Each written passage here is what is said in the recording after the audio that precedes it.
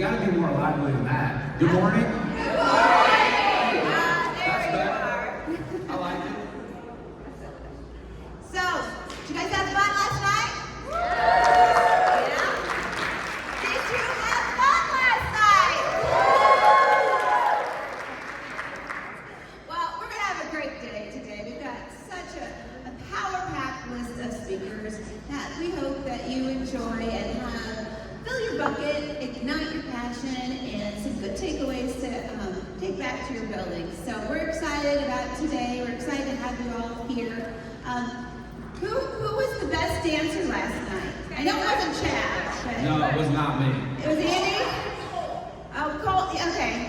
I did see Colt out on the dance floor. He had some pretty fancy moves. Cole, did you do a worm last night? Yeah. That was amazing. I heard about that. So, who else was a good dancer last night?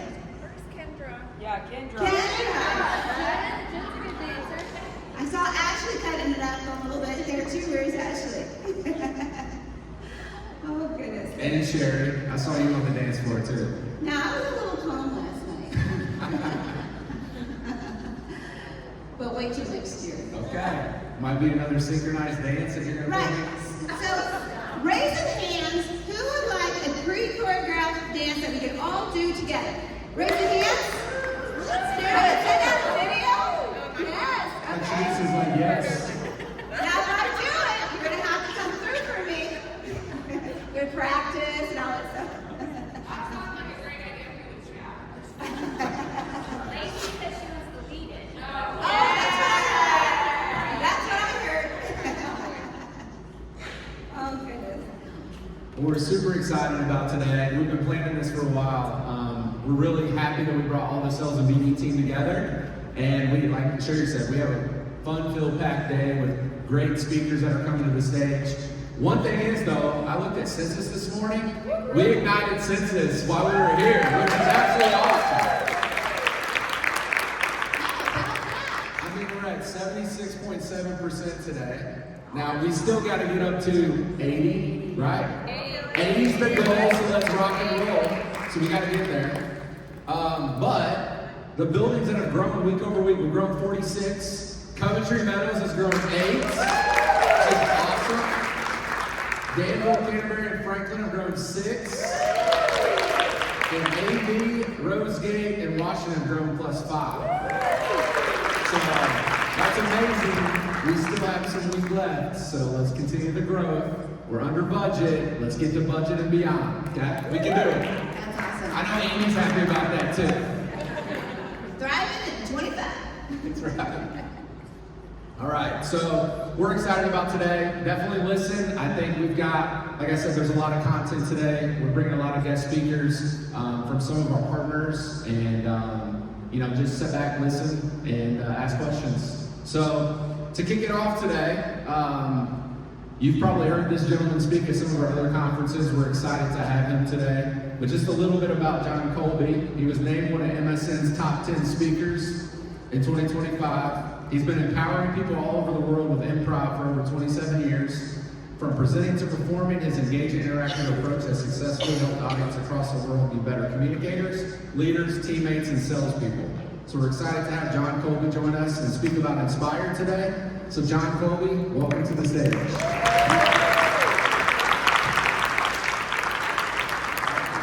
Hey, good morning. Raise your hand if you remember me. Be honest, raise your hand if you don't remember me. Raise your hand if you think you might be seeing me for the first time. Then you don't remember me. Did you see all the people not raise their hands for the second one, but they get the third one? It's all about how you say things, okay? I just want to test. I want to make sure you guys are awake. It sounds like you had some fun last night. So I want to test to make sure you're awake and your brains are going, okay? Fill in the blank. Red Robin. Ba ba ba ba ba. We are farmers. Okay, we're cool. We're cool. So those of you that didn't participate, watch more TV. Okay? Just watch more TV. Nobody watches any real TV anymore. Do I have a clicker up here, or is there a clicker back there? Do I have some way? Is it just a clapper? There it is. Oh, okay. Shoot, I'll just like point to you guys and you do it. That's great. Cool. So what I want to do before we get started, click. Hi, I'm Jon Colby. Okay, what I want to do before we get started, I want to talk about why life is good. Like, you don't need to hear why life is good. I mean, I can tell you why my life is good. The Pacers are done and the Colts haven't started, so I'm not angry about sports right now. That's nice. It's preseason Colts, but don't get your heart broken in preseason, right? Let's see, why else? My daughters are in school, so the house is a little quieter sometimes, and that's real nice.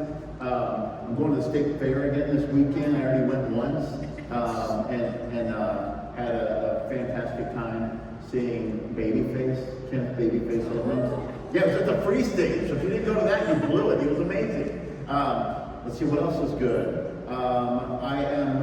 Next week I'm going to be in Philadelphia for work, and I get to see some of my close friends out there. My health is good. The last 2 years when I've gone to the doctor, 2 years ago they were like, you need hearing aid. And then the next year they're like, you need blood pressure medicine. This year they're like, all right. So that's good, right? So those are just some things that are good in my life. What I want you to do right now is think of 2 or 3 things that are good in your life. Literally, one of them could be like the bacon was good this morning, right? I don't care how big or small it is, try and think of 3 things. Click. Once you have your 3 things, I want you to text them to me. I don't want your name. I don't want don't even give me sentences. Just give me that 3 things. It can be all together, or you write them in a list, 1, 2, 3, however you want. Text me those 3 things, and then put your phone down when you're done so I know that you're done. Please double check the number before you send it. A guy came up to me after a workshop recently and he told me, and I've had a guy before tell me this, but this one was even better. He's like, I realized I texted your number wrong. So one guy, that one I was just asking for one thing, and he said hot baths. And so a stranger that morning got a text that just said hot baths with no context. I'm like, that's creepy. That's real. I'm like, did they write that? Like, no. But it showed that it was delivered. So send your 3 things and send it to me. My phone's starting to vibrate. Awesome.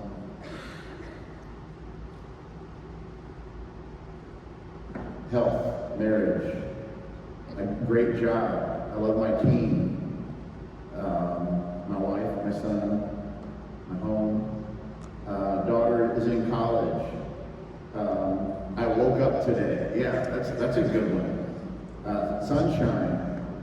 Yeah, the weather is getting into that good Indiana time now where it's not so hot all the time. Census. Lost 95 pounds. That's amazing.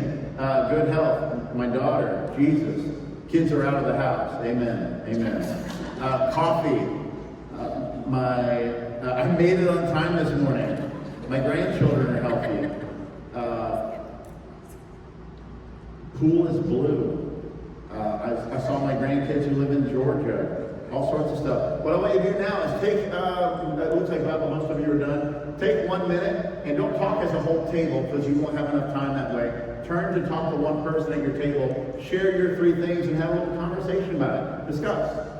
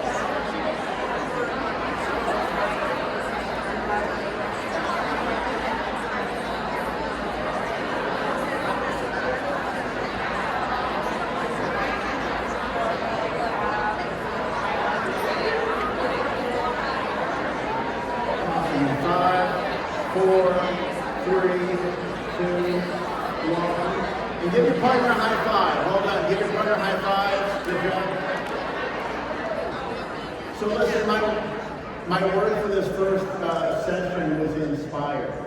And I will tell you, it is hard to inspire other people when you're not in a good place. And I always mention it, there's all sorts of benefits to positive psychology, but one thing you can do to be a more positive person is every morning just think about what are you happy about, what is good right now. Like honestly, if you want to think about what's bad right now, and I had you text me that, a lot of you would have a much longer list.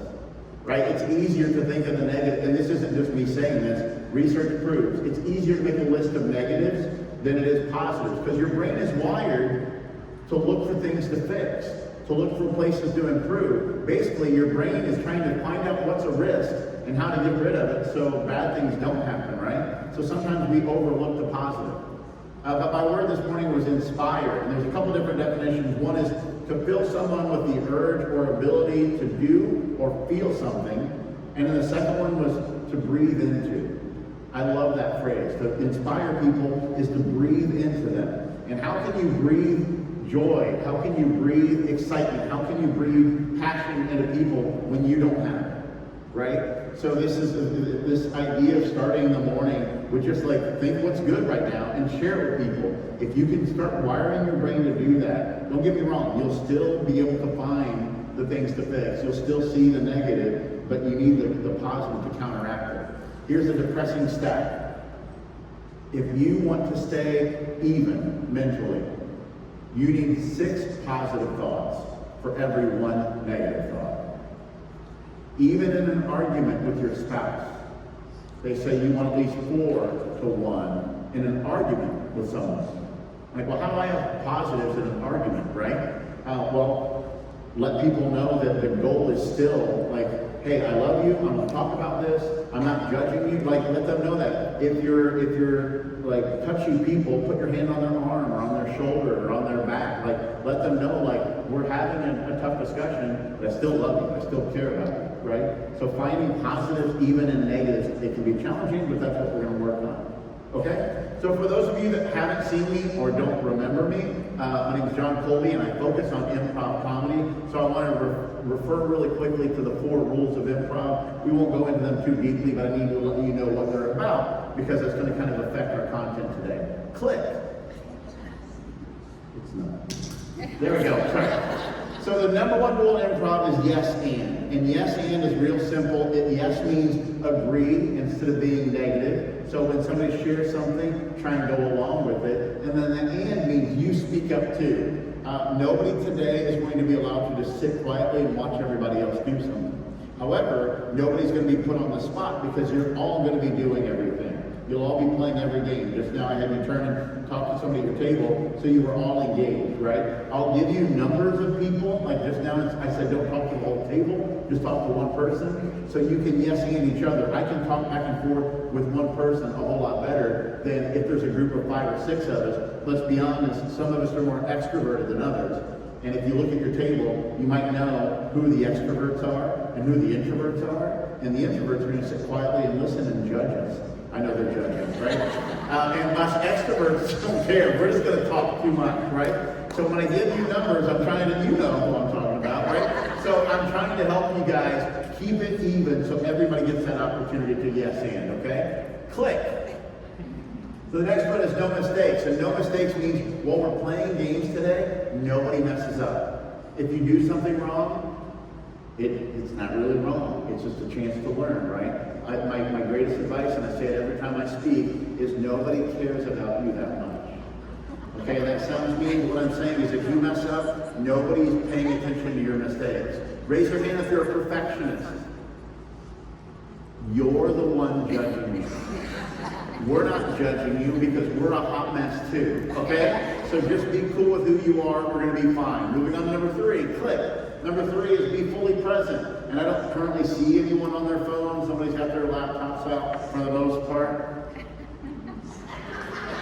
But like I said, the goal is we're going to be moving around playing games. So it's going to be difficult if you're doing something else while explaining the game, and then I tell you to turn to your partner and you don't know what's going on, right? So be fully present. And then number 4 is click.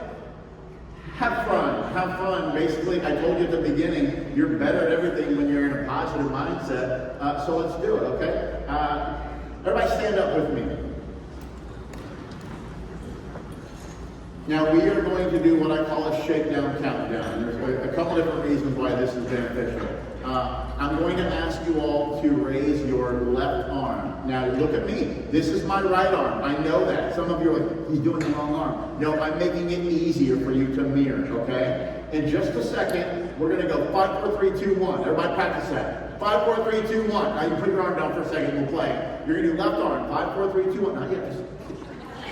No mistakes. Okay? 5, 4, 3, 2, 1. Then we're going to just stop and watch. Okay? I see you. I see. Then you're going to go to your right. 5, 4, 3, 2, 1. Then we're going to go to your left leg. 5, 4, 3, 2, 1. And your right. 5, 4, 3, 2, 1. Okay, we did 5 of each. Now we're going to repeat 4 of each. Then 3 of each. Then 2 of each. You're going to count out loud. We're going to go fast, and there's nothing to it. Ready? Raise your left arm. Count with me. 5, 4, 3, 2, 1. 5, 4, 3, 2, 1. 5, 4, 3, 2, 1. 5, 4, 3, 2, 1. 4, 3, 2, 1. 4, 3, 2, 1. Louder! 3, 2, 1. 3, 2, 1. 3, 2, 1. 3, 2, 1. 2, 1. 2, 1. 2, 1. 2, 1. 1, 1, 1, 1. Cool. Have a seat. Have a seat. Well done. Well done.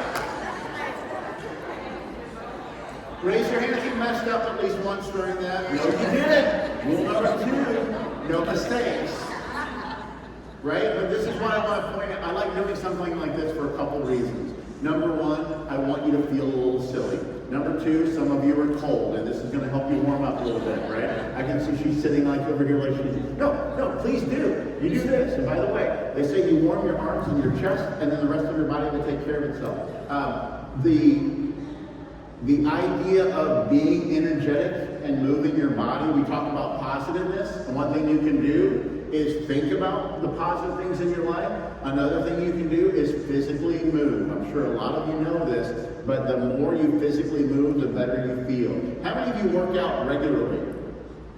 How many of you are excited every time it's time to work out? 2 freaks. But no, I'm proud of you. I'm proud of you. She's like, I love it. I hate it. I love it after I do it. Right? Have you ever noticed that? A lot of you are like, oh, I gotta do it, I gotta go for a walk, I gotta lift, I gotta do whatever. And you dread it, and afterwards you're like, ooh, I'm ready for my day, right? And the reason is, when you work out, your muscles actually secrete a chemical that makes its way to the brain and makes you feel happier and puts you in a more positive mood. And that happens in as short as a 5-minute brisk walk. So I'm not saying that you need to every morning do an hour of cardio or go to a yoga studio or anything major. My daughter started 1st grade. She's going to a different school, just long story. But her bus stop is 2 blocks away. And I'm like, what? I have to walk 2 blocks every morning? And guess what? I love it. And we're only in week 2, and I love it, because it's just a walk down there. If the bus isn't there yet, there's a little neighborhood park right there. She plays at the park. When it comes, like we run around, I'm more energetic in the morning. I'm normally a workout at the end of my day kind of guy, but that morning kind of thing just kind of gives me that boost, right? So the idea of doing this silly warm-up is I want you to mess up, because you're not perfect, and I don't expect you to be. I want you to be energized, and I want you to have fun, okay? Now let's have a little more fun. Right now, I need you all to pick a number in your head between 1 and 5. If you're a math nerd, pick a whole positive number, okay? So I'm like, pi. I'm like, okay, calm down, right? So you all have that number in your head? Cool, now what's going to happen in just a moment, I'm going to allow you to stand up and walk around, and you're going to give people fist bumps. But what your goal is to give them a fist bump to let them know your number. So if I walked over and my number was 3, I want to go 1, 2, 3 to that person's fist, right? However, if you've ever given a fist bump to somebody, you probably recognize there's another human involved in the process, right? So they also have a number. So when we go together, if my partner's number was only 2, when we go to fist bump, they're going to go 1, 2, and then they're going to pull back. And what you need to do is this. Meaning, I see you, but then you need to add 1 more because your number was 3, right? Does that make sense? Now, if you get lost in it, you're not allowed to do this. It was 3. And then just walk off, okay? That's cheating. You're allowed to ask them about their name, but don't talk about the numbers at all. You can say, hey, how are you, or whatever. If you don't know the person, share your name or whatever. But if you mess up, do this. Like, hold on, let's try again.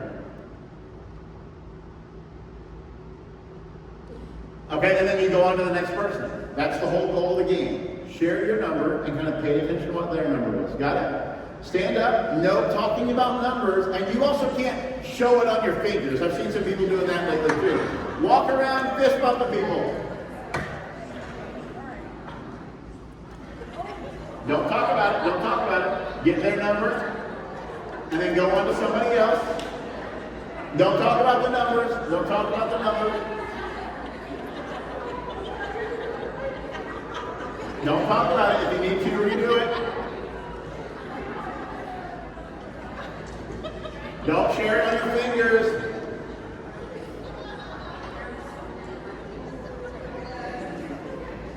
Don't talk about it. Don't talk about it.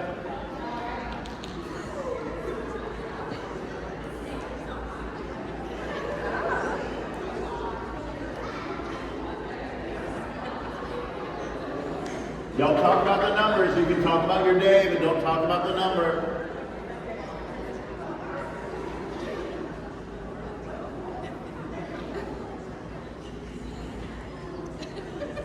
Keep going. Try and get around the room to different people.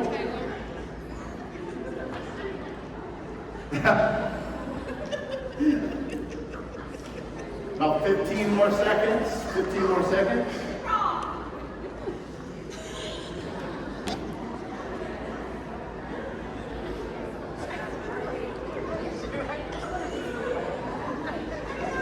And 5, 4, 3, 2, 1. Finish that fist bump and then just turn toward me. Don't head back to seats, just turn toward me. The lady that loves to work out is clapping. She's like, yes, I got some more cardio in there. Move around, right? So here's the deal. Now you've played the first round, you fist bumped several people, and you've kind of shared your number, and you've got their number. Now what I would like us to do, as an entire group, I want you all to decide on the same number, but do not talk about it. So what I want you to do, think about right now, don't look at people, don't look at people. What I want you to do is kind of think about what numbers in those bumps that you've recognized, what you did, and kind of figure out what number we as a group should do. Now what you're going to do is you're going to have another 1 minute time to go around, and I wouldn't just go to people around you, I'd maybe try 1 or 2 people around you, and then try to move to another area of the room to kind of get a feel for where they're at. No talking about the numbers. I saw somebody show their number on their hand. I'm not going to lie. I saw that, and I saw another person just flat out say it. So I even told you not to do it, and you still cheat, okay? There are no mistakes, but a couple of you, when you named the 3 things you were happy about, you said Jesus. So remember, he's watching, right? I'm just saying, both Jesus and Santa Claus are always watching, right? So don't talk about it, don't show it, just through the power of friendship, try and all get on the same number. Ready, go.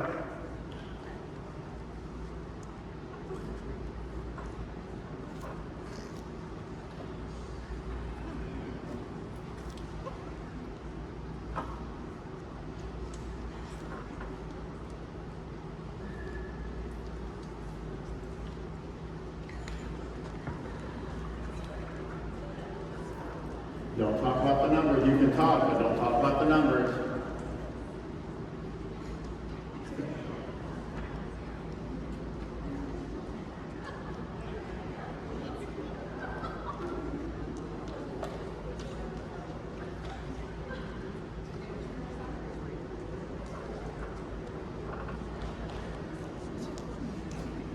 Don't just watch. Get around there. Get around there.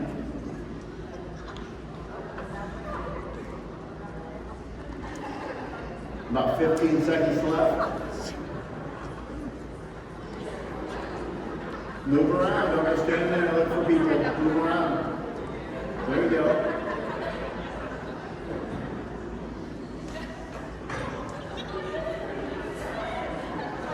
Keep giving fist bumps, but start walking back to your seat. When you meet people, still do it, but start walking back toward your seat.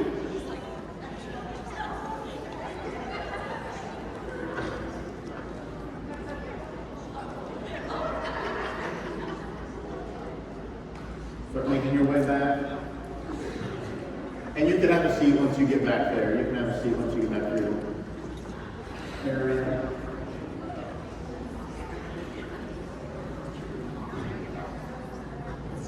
Don't talk about it. Still don't talk about it. So now what I want you to do is I need you to think of the two numbers that are in your head. The first number I want you to remember is the first number. When I said think of the number between 1 and 5, think of what number you thought of. Then I also want you to think, what do you think the final number of the group is? Okay? No matter what you see from other people, be honest with your two numbers. Okay? Raise your hand at the beginning. When I said pick a number between 1 and 5, raise your hand if you picked 1, 2, 3, 4, 5. At the end, raise your hand if your number was 1, 2, 3, 4, 5. Cool, I don't care about that, okay? Let me tell you what I care about. Raise your hand if you changed your number at least once. Raise your hand if you didn't change it, but you considered changing it. Raise your hand if you were never going to change your number. I want to talk to you guys for a second. Let me share some observations that I saw during this game, and then I'll kind of get to you that decide to stick where you're at. So even in the first round, when I didn't even say you needed to match, I would watch some people go up to it and go,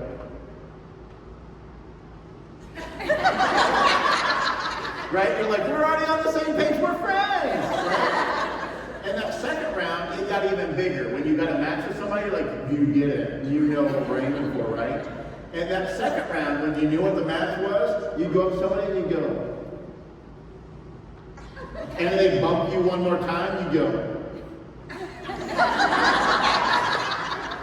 Right? I even saw one person go. And like, I'm not even giving you an opportunity to get it right. I'm not even giving you a chance to tell me anything else. That's the answer. The answer is like, I've done the numbers. I have been around the room. The majority of 3. You're welcome. Like, I'm helping you by just telling you what to do. And we're laughing, but parents, how often do you do that? It's not a conversation. I've experienced it. I know what the answer is. I know what this is going to be. You're around your like coworkers, people that you interact with. How many of you act like that at work because you have more experience? Like the word for this hour is ignite, to breathe into people. Here's my question. Do you breathe into them, or do you just tell them what to do? Do you breathe into everybody, or do you just breathe into the people that you like? Do you just breathe into the people that you get along with? Breathe into the people who think like you do. Because that's a lot of what I saw in this game, and I always see it. It's always the same thing. Right? Those of you that said, I was never going to change my number. Now, some of you might have said, I was a 3. And if you notice, 2, 3, and 4 are always the biggest. 3 is typically the most because people's brains just naturally go pick the middle. So most people pick 3 almost every time. And by the end, 3 was still the majority. So some of you, like, it was 3. And as I went around, most people are doing 3. So why would I change it? Right? I don't care if you're right. I still want you to consider that you might be wrong. Because that's how we grow. Like, what you're doing at work, what you're doing in your personal life, it might be working, but could it be better? Is there a better way to do that? Because if there is, we'll never know if you're so set. And this is the way we do it. This is right. This is right. And I'll warn you, I'll tell you, I'm always right. Ask my wife, I'm always right. Ask my kids, I'm always right. And so it's something I have to work on very hard. I'm being sarcastic when I say that. I have to work very hard to not just put up my, this is what it is. Like, trust me, my daughter's 6. Like, I'm an old dad, if you don't know already. My daughter is 6. And so when we get in conversation, like, I am much older than 6. I know the answer here. And when I get into this, my wife even called me out one night after my daughter went to bed. She's like, it's a power struggle. Like, obviously you're gonna win. You're literally like older, taller, smarter, stronger than a 6-year-old. Like, you can get your way every time, but what's that teach your kid? Like, we have to have conversations. And so I have to admit, Not that I'm wrong. I have to admit that there are other options out there. So for those of you who are those control freaks, always right people, I'm not saying you're wrong. I'm just saying there are other things that you can consider. That's all I'm asking you to do, okay? So throughout today, whether you're listening to me or you're listening to somebody else, if somebody says something and you feel your body tense up, or you feel your defense mechanism going, well, that's not me, or, well, I have to be that way because my husband doesn't do anything, my kids don't, or like my team doesn't, whatever, so I have to do, oh, hold on. Is there another way? I'm not saying what you're doing is wrong. I'm just saying stay open to these ideas. If we want to breathe into each other, we have to be willing to just hear what the other person's saying. Okay? Cool? For our next game, I need you all to think of a noun. If you don't remember this from English class, it's a person, place, or thing. Right? Everybody just think of any noun. It could be something you bought. It could be something you currently see. It's something that you love. It's something that, anything. Just everybody think of a word. Give me a thumbs up when you have your word. Cool? Cool. Awesome. Thumbs down. This game is called Mind Meld. What's going to happen in just a moment, you're going to partner up with somebody not at your table. I know you hate me. I don't care. And the way this game is going to work is you and your partner are going to go stand in front of each other, like right, and you're looking down at the ground, and you'll think of your word. The first round should be really quick because you already know your word, and you're going to look up. When you look up and you make eye contact, out loud together, you count to 3. Okay, so everybody count with me when I look up. 1, 2, 3, and then we all say our word. Okay? So my partner and I will say our word at the same time. So I would look up and go, 1, 2, 3, tacos. Because that's always on my mind, right? My partner is going to say 1, 2, 3, and most likely they're not going to. If your partner also says the same word in the first round, you guys are the devil and there's something wrong. That's not supposed to happen, right? So I once played this game at a conference and my wife was with me and like, hey, come up, let's show them how to play the game. Because my wife and I play this game like on road trips or in line at Disney World or whatever. We'll just play games like this. So we looked down and my wife said tacos and I said soccer. Okay, those are our first 2 words. Now here's how the game actually works. After that first round, we have our words, taco and soccer. Now what your brain does is you look back down to the ground and go taco, soccer. What word do those 2 things have in common? What word can I think of? Once I have my word, I don't have to justify it to anybody. I'm never going to explain why I thought of that word, but I have my word. So I'm going to look up at my partner. I looked up, my wife didn't have her word yet, so I'm just looking at the top of her head for a second. Finally, when she looks up and makes eye contact, together we go, 1, 2, 3, Mexico. And we got it, right? Were you there with me too? Yeah. Some of you were like, yeah, I was right there. And some of you are like, oh, I had something else. I don't care.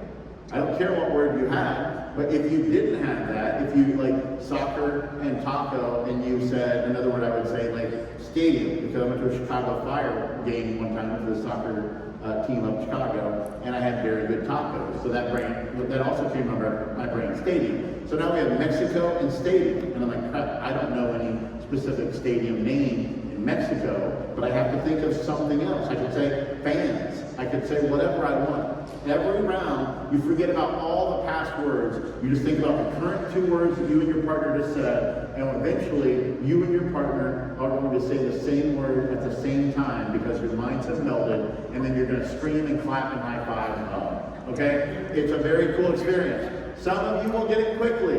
If you get it quickly, celebrate it, and then start over. Pick 2 brand new words and then start over and see if you can do it. I played this game about a month ago because I try and watch to make sure everybody gets at least close to 1. And in that time, I had one group got 4. So it's kind of fun to see how many matches you can get. And we typically play for about 2 to 3 minutes. Got you all have your word. Next thing I need you all to do is stand up, raise your right hand, and now walk towards somebody you don't know, and then high five them, and then that's your partner. So your hand stays up until you high five a partner. If you don't have a partner, just look for somebody with their hand up. You look for somebody with their hand up, high five them. Still need one hand right there we go. Look for somebody with it, there we go, they have one. Again, hand stays up to get over there. Nope, so right there, behind you, there you go. on, does everybody have a partner to make an odd number? Okay, if you can hear me, go shh. Does everybody have a partner? Wait, did you find a partner? No.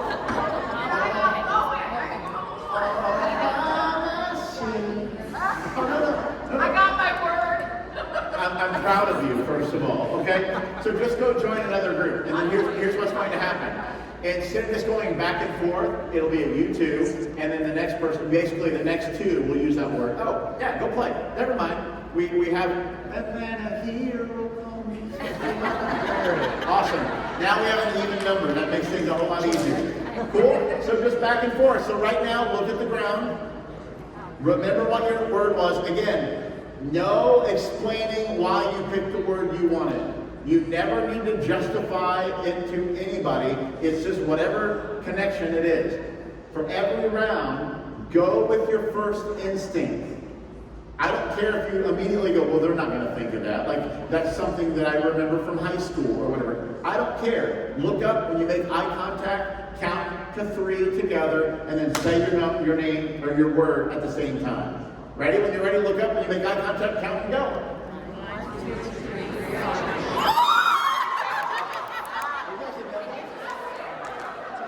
Same word.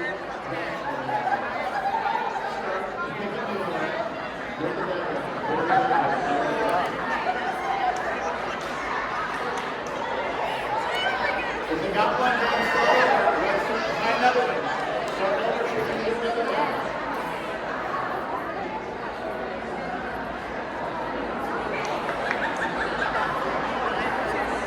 Unless you get done, you can do that.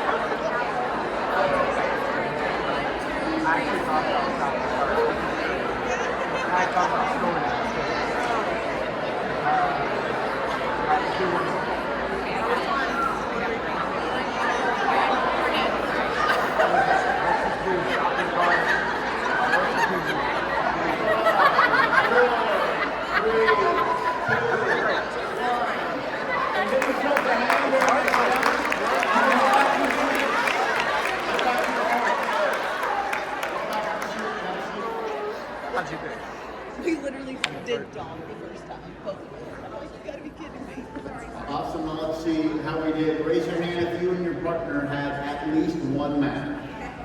Awesome. Yeah, I thought a lot of you had it. Some of you, I saw somebody, they're like, oh, like it's so, how many of you had like one that was really, really close? You said words, yeah, you'll get that too, right? So you're already close, but saying the exact same word just has that extra feel to it. Raise your hand if you got 2 or more. 3. You might get 4 or more? Really? How many of you guys got? You 4? We had 4 from over there. Give them a hand. Nice job. Did any groups have 0? Cool. I don't care. Once again, I want to point out, I don't care because the groups that got 0 are not necessarily any worse at this game than the groups that got 4. What happened is you and the person you were with were more in sync this morning. And I don't care if you're Justin Timberlake or more of a Jason Chavez kind of guy. That's an in-sync joke. I don't care if you were on the same page or not. The point of this game isn't necessarily to get a match. The point of this game is to turn off your inner critic. So now let me ask the question that I like to care about. Raise your hand if when you were trying to think of a word out of the 2 words that you had heard in the round before, and you thought of something, but you didn't say it because you're like, oh, that's stupid, they won't get it. That's the problem.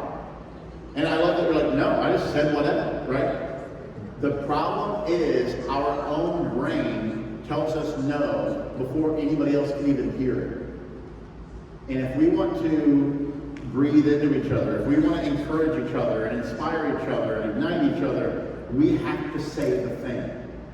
And what happens so often is when you speak up and share an idea, you share a suggestion, or you even share a complaint, what you're typically doing is speaking up for the group of people who feel like you.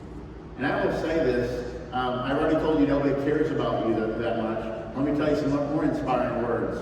You're not special. And by that I mean when you're thinking something, typically somebody else in the room is saying it too. The only thing that really makes you special is the person brave enough to say it out loud. The person that says what needs to be said. And let's be honest, we've all been in a room where nobody would say the thing. And I'm encouraging you today to say the thing. And I've worked with this company several times now, and they hear my messaging. So I'm telling you, the leadership, all the way up to Steve and the family owners, they keep bringing me back. So they are okay with me saying this kind of stuff. Say the thing. Call out the thing. Ask the question. Because other people are probably thinking it too. Now, those of you who didn't get a match, let me tell you why you are special in that instance. Your brain was thinking in a way other people weren't. And so sometimes when you say something, nobody else is thinking that way, and that's why we need diversity within the organization. There's a real danger when you go to a company that talks about hiring people that are a good fit. And if you're always hiring people that are a good fit, you're always hiring people that think the same way, that act the same way. And don't get me wrong, it's comfortable to have people that all feel the same way, but who's the weirdo that's going to think differently? Let's be honest, how many of you are the weirdo? I saw you. I am. Obviously, I am too, right? You need the weirdos. You need those people that are thinking differently, that are seeing things from a different point of view. Raise your hand if you've been in your current position for a year or less. That's great. That's great. There are a lot of people who don't know how we do everything yet. Because the longer you do it, the more you get comfortable with that way. And new people with new ideas and new perspectives are going to challenge some of those things. And I want you to ask. And not necessarily go, hey, I don't think this is a good idea. But just go, hey, why do we do it like that? And you'll get into that, people will be like, because we've done it that way for 25 years. Right? And that's not an answer. Right? Moms, dads, how many of you have said, because I said so? Right? That's not a good answer. That's not a good answer. So let's challenge each other. Let's have those conversations. Whether when we match, and do me a favor, moving forward, if somebody's brave enough to say the thing, and you were thinking it too, after the meeting or offline or however you want, go up and be like, hey, thanks for bringing that up. I was thinking the same thing. Because think about how excited you were when you matched in this game, and you high five again. People high five and hug, right?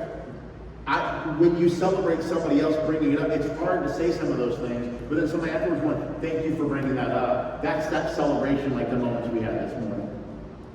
Awesome. Now we have time for one last game, and I'm going to let you stay at your tables unless there's only like 3 people at your table. As long as you have 4 or more, you're okay. If you only have 3, I would go and move. I think that table's only one that's only got 3. So I would find more friends to hang out with. The way this game works is we are going to go on a vacation anywhere in the world. Where should we go? Hawaii. First thing I heard is Hawaii. By the way, my nephew is on his honeymoon right now in Croatia. That's amazing and weird, right? Like, they've been to Europe a couple times. He heard Croatia was cool, so he just sent me a picture this morning from Croatia. So Hawaii is our first word, okay? So what's going to happen is your circle or your table is going to tell a story called We Went to Croatia. So the person that's sitting the farthest to this side, so to your right, whoever's the farthest right, is got the first sentence, and they're going to say, we went to Hawaii, right? Then the next person is going to say, but then, and then they tell the next sentence. And then the next person gets to say, but then, and it's going to be full of twists and turns because each sentence for the 90-second story after we went to Hawaii, every other sentence is going to start with, but then, and then whatever you want to add to it. Okay? You get one sentence each. We went to Hawaii. Ready? Begin.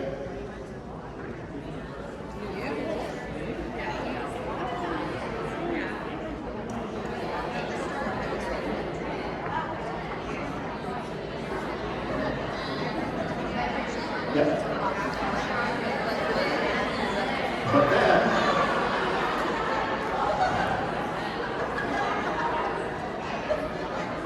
and then whatever you want.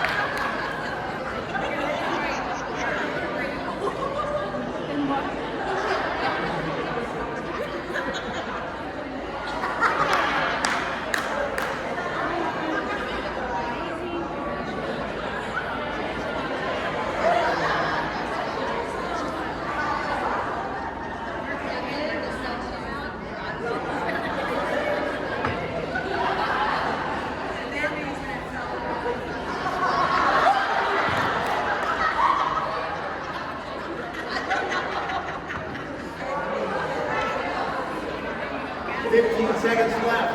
15 seconds.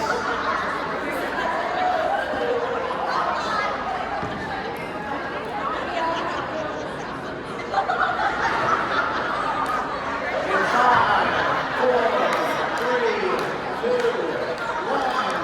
Give yourself a hand next to that.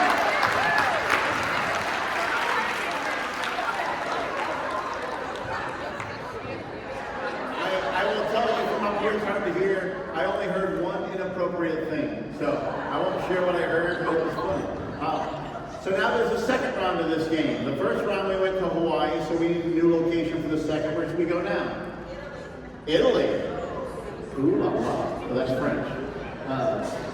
Hey, there you go. So this story is called We Went to Italy. So this time the person sitting the farthest to this side goes first and says we went to Italy, and we'll just go the opposite direction. This time, instead of each sentence starting with, but then, you're going to point to the person who talked before you and say, yes, then, and then you add the next sentence. So instead of saying, but then, you point to the person that said the sentence before you, say, yes, and then you add the next sentence. First sentence, we went to Italy.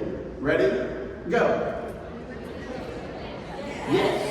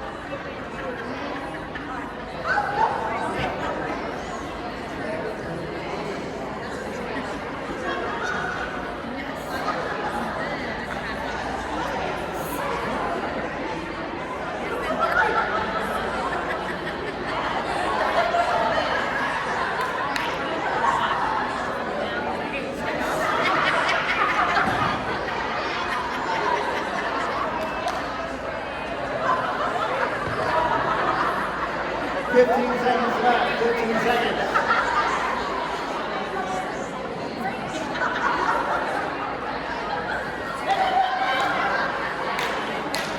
5, 4, 3, 2, 1. Yeah, give me something.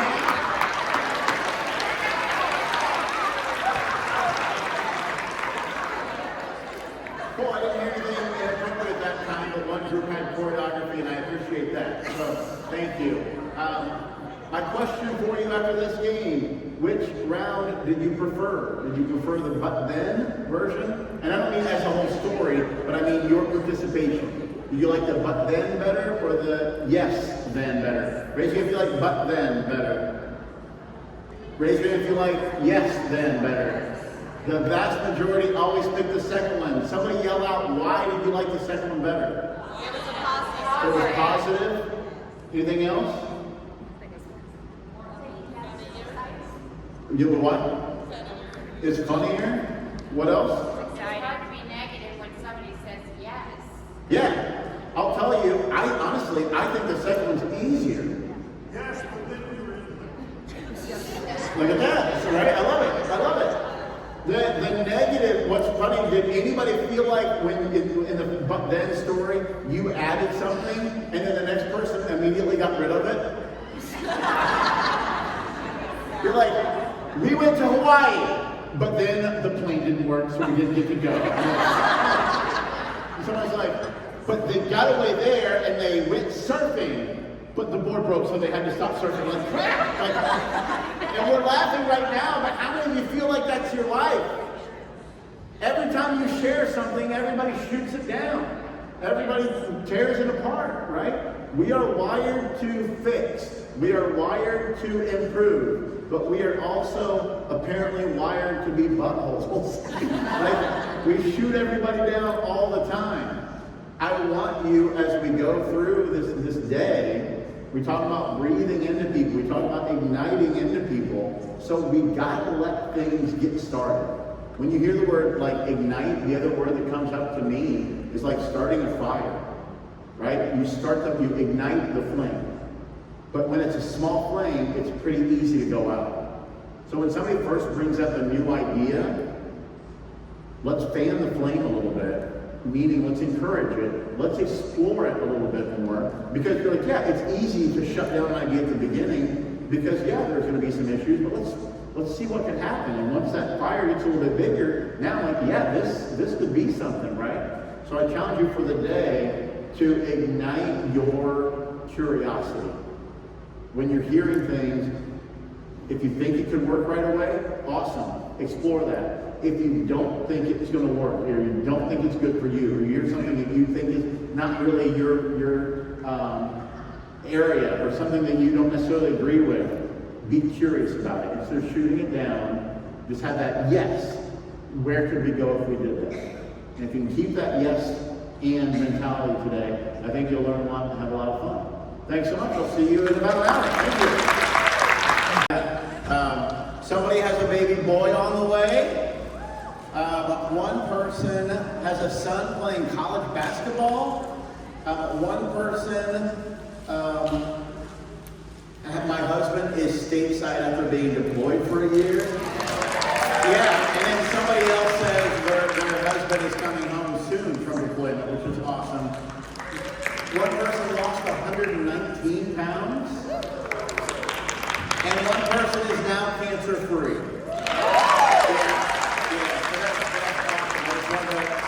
Take a second to celebrate that stuff. So in the morning, I asked you to think of what were 3 things that you were happy about. Now, we're going to say on the appreciation front, but I want you to think about the people in this room. Who are 3 people you appreciate?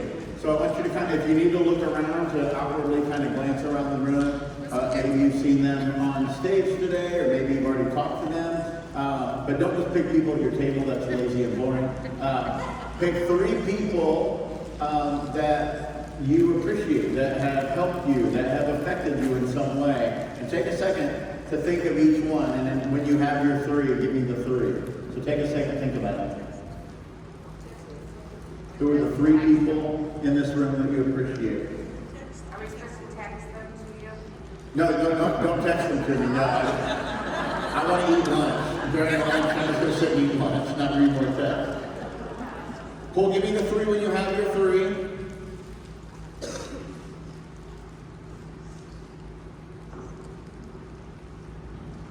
And I assume you know the why behind those 3 people, right? You can kind of say in one sentence why you appreciate those people. Cool, you have the next 4 minutes. Go tell them. Everybody stand up and tell the 3 people you appreciate that you appreciate them and why.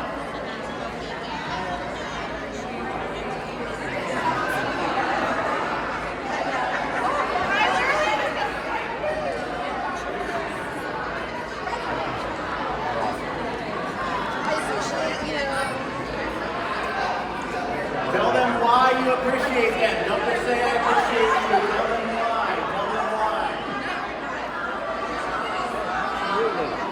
John, I appreciate when you answer me, just so you know.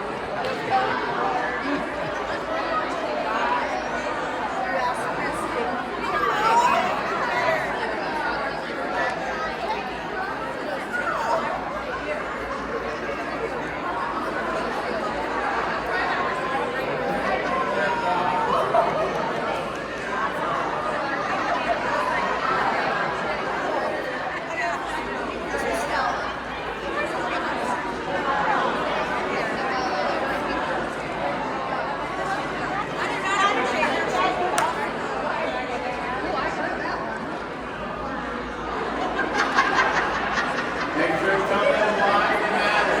Why they matter. What they do.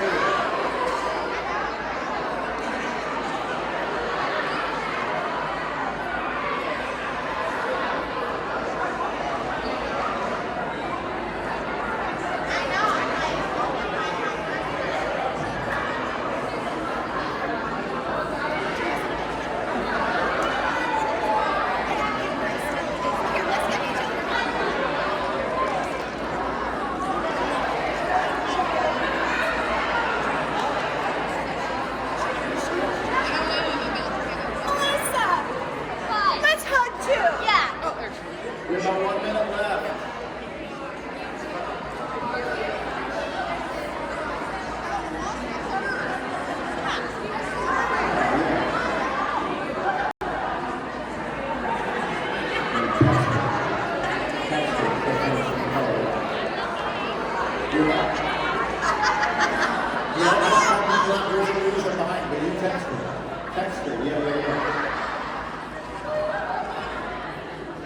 Kind of start heading back to your seats if you will, please.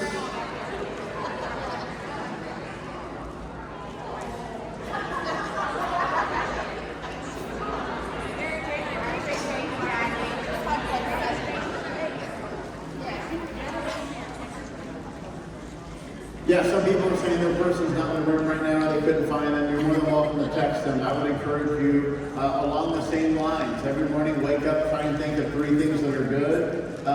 If you can get in the habit of telling one person every day that you appreciate them or you love them and why, there is actually science that says it does more for your mental well-being to tell people thank you and why you appreciate them than it does for the people that you compliment.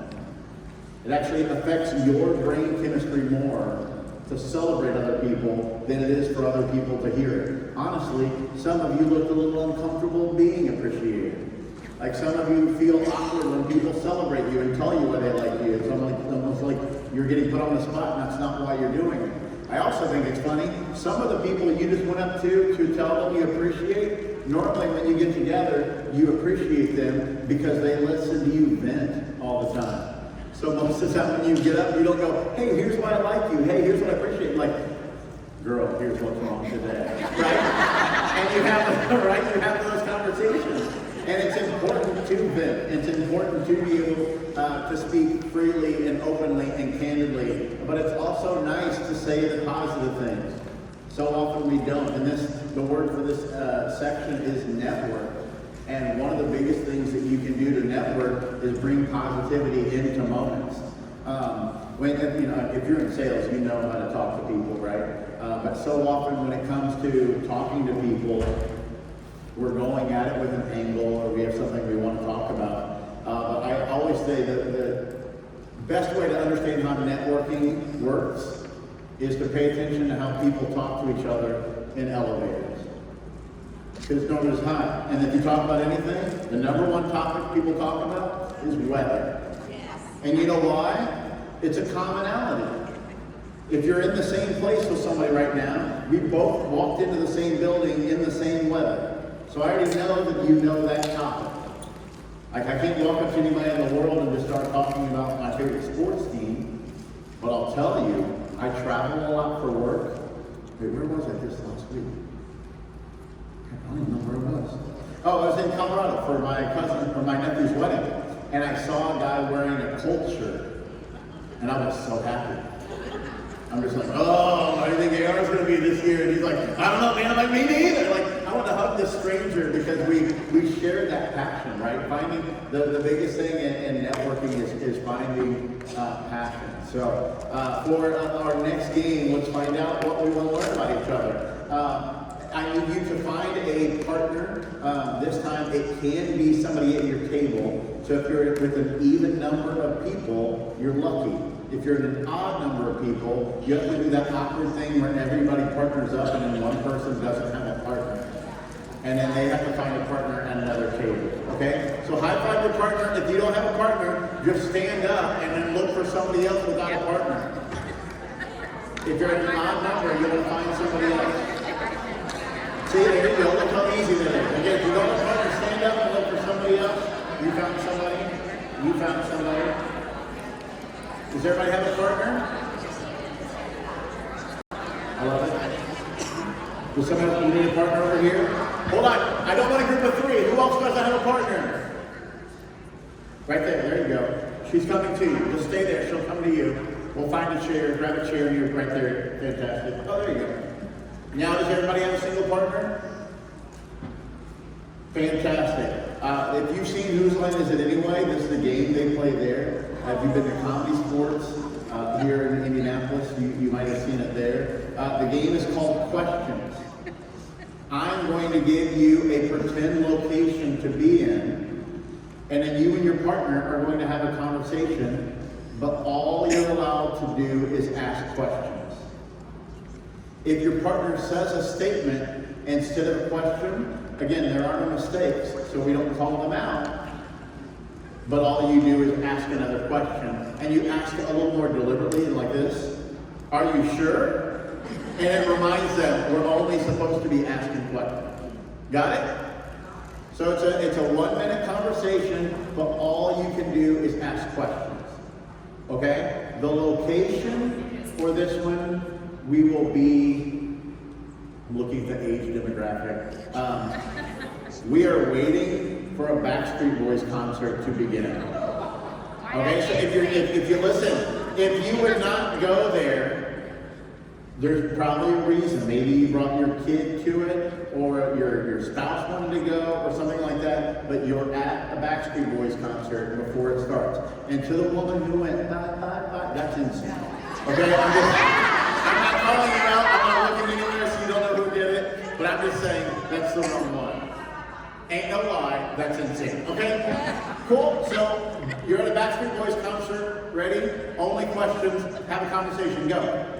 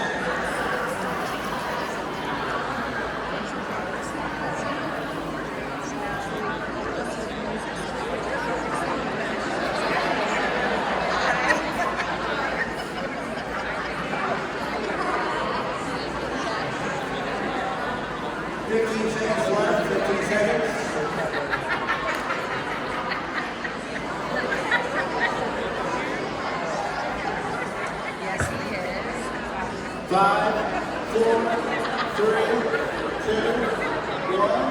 And that's scene. Give each other a hand. Let's go.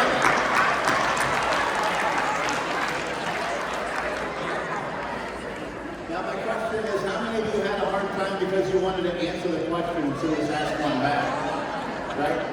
I will tell you, when you're around salespeople, you like to talk. When you are with your friends, sometimes you have a story for everything. By the way, I'm that person too. We like to talk, we like to share, and part of the way we feel that we provide value to a situation is it's almost like entertaining. We tell stories not to make it about ourselves, but to share things that people will enjoy hearing about, right? But if you recall from last year when we were in French Lake, or those of you who weren't here, or weren't there, don't remember because you were too hungover from the night before. You can put it next to a casino and there's a dance floor. It's going to happen, right? When you ask someone questions, happy chemicals flow in their brain when they get to answer them. It makes us feel good when people are interested to know more. So when it comes to networking, a big piece of advice I give people is be careful of dominating conversations, even if people seem to enjoy your presence. You do better connecting with people, not when they like you, but when you make them like themselves more. When they get to share their own thoughts and stuff like that. So often when somebody asks you a question, your brain just starts answering. But really, really good connectors, really good networkers are people who will answer it, but then very quickly turn it back around and ask a question of that other person. Now don't do this. Anytime somebody asks you a question, just ask the question back. Like, hey, are you excited about the concert? Are you? Yeah, I heard that.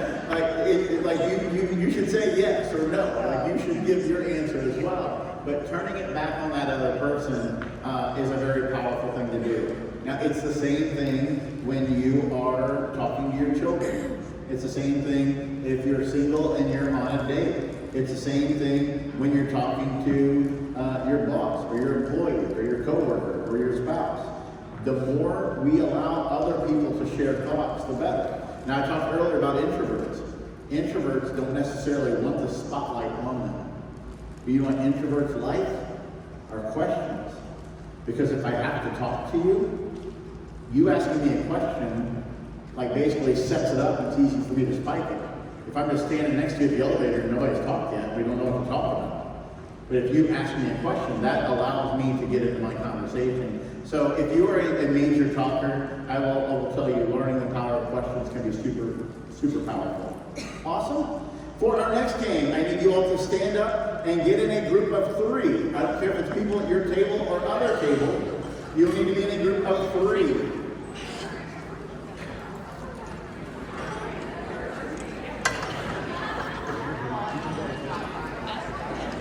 If you're a group of 2, start yelling at another person. If you're alone, say, I need a group.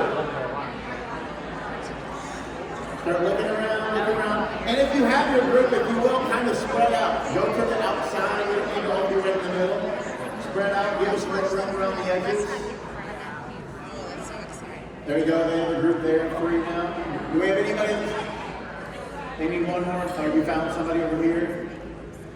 Raise your hand if you need more people. We have a single here. Do we have any groups of 2? Okay, now we have 2. We need one more. Is there everybody else in a group of 3? A group of, oh, there we go. Are you the 3rd? Awesome. Oh, man. That's very well. How'd that work? Okay, now, my question for this game is called Extreme Home Makeover. Does anybody remember this emotional show that made you cry every episode? Every time. Every time. I don't care what, every time I cry. Okay? Here's the way this game works. You are in a group of 3 because 2 of you are the house and the 3rd person is the resident of said house. You have a question? Do you have a question? Oh, okay. No, I appreciate it. Yeah. So what's going to happen people that want to be the house. You literally point toward each other and do this, and then you will make a roof. Then if you are the third person, you just step underneath that, and then you're in the house. Okay, so everybody make your house real quick, just so we all can get the idea. Awesome. We all got it? Fantastic. Everybody drop your hands for a second. Look to me. Now I'm going to explain the game. Let me explain first of all. Sometimes the taller people are going to have to be the residents of the house. You just have to squat. Sometimes the shorter people, you don't actually have to touch at the top. Okay, if you're a real tall person, you can just kind of show that they are sheltered from the rain. Okay? But now here's the game. The game works by me calling out one of 3 commands. Okay? If I call Demolition Day, for those of you that know the show, that's when they tear out the old stuff, right? So what's going to happen, if you are the resident, you stay put, but your house breaks apart, but those 2 people stay together, and then they go form their house on a new person. So you'll basically get it on Demolition Day, knock down the house, and go build it somewhere else. Okay? If I call Moving Day, that should be very obvious. And on your moving day, your house doesn't go anywhere, but you leave your house and you go find another house, right? Now, when I call Extreme Home Makeover, it's going to get crazy. Okay? Because you all break apart. And by that I mean, if you're part of a house, you can become a resident. If you're a resident, you can become part of a house. However you want, but none of the people stay together. You all go form new groups of 3. That's all there is to it. Okay? So to review, Demolition Day, the house moves, but the person stays. Moving Day, the person moves, but the house stays. Extreme Home Makeover, insanity. Okay? Got it? Everybody form your houses? Awesome. Moving Day. Moving Day, yeah. There you go. Some of you are filling out this easy tray. Nice easy tray. We have an unhoused gentleman over here. There we go. Everything is right. Well done. That was pretty quick timing. I still see an empty house. If you just want to go back to your house, you can. I don't know why there's just a sad empty house there. So, she's moving from out of state. It took her a little while. Awesome. Demolition Day. Over here, chimney. Come on and stay put. No, you got to build a person. I can't. I'm the resident. Because the people can't move. Demolition Day. The people can't move. The houses have to go to the people. We have somebody over here. We have half a house. Extreme Home Makeover!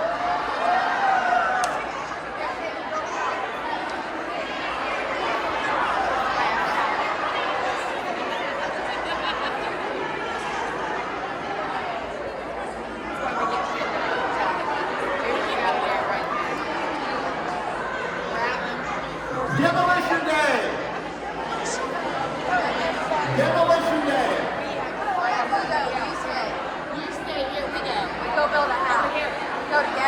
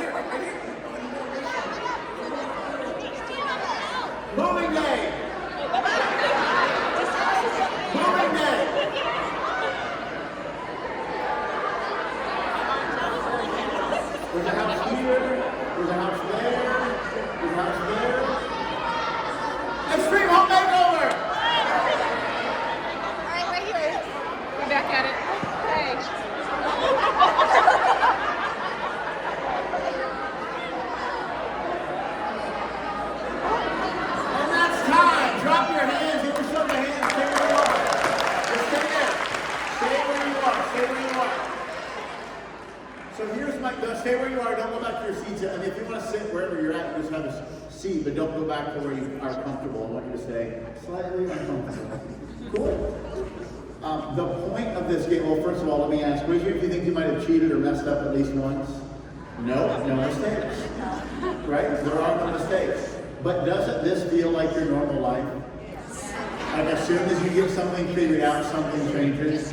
And honestly, sometimes you didn't even get it figured out before something else changes. Like some of you are still unhomed, going, where do I? And then you're like, extreme home makeover. You're like, oh, thank God, now everybody else is a mess too. Right?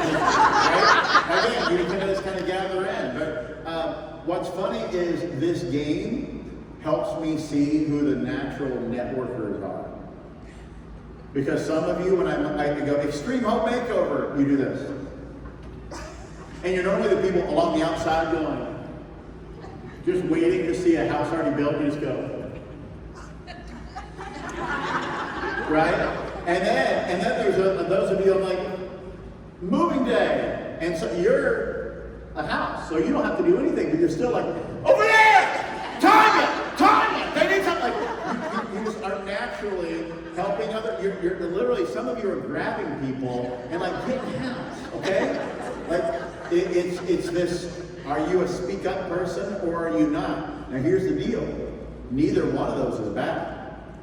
Because if everybody was us, we would hate it. Honestly, like we are those loud, talky people. But if everybody was those people, I told my wife a long time ago, I'm like, I would never date me. Like, I'm a lot, right? And so you need those people who kind of observe and then kind of step in, right? You need those people who are different ways. But I'll ask, are you able to be the other one when you need to be? Are you able to be more of a leader? I don't care what your job title is. Are you able to be the one who kind of helps people, that kind of moves people around, that kind of brings stuff up, right? When it comes to networking, it's not necessarily about talking a lot or even asking a lot of questions. It's about recognizing what that situation means, right? And so this game, I think, is just a fun way of kind of recognizing we all have different energies, but we're all trying to get stuff done. And what's funny is some of you literally saw an open house and looked over and saw someone else going for that house, and you're like, I gotta beat them to the house, right? I'm like, yeah. And there's that competitive spirit, and I love that as well. But also recognize sometimes let the other person have the house, right? So we have one more game before we move on to our next section. For this last game, everybody find a single partner with the people right around you. Again, raise your hand, high five your partner when you have them. If you don't have your hand, if your hand's still up, that means you don't have a partner yet. So look for somebody else with the hand up. Raise your hand if you still need a partner. Okay, everybody does it. Raise your hand if you still need a partner. Here's somebody who needs one. Again, raise your hand if you don't. Right there, turn around behind you. There you go. They have one. I love this game.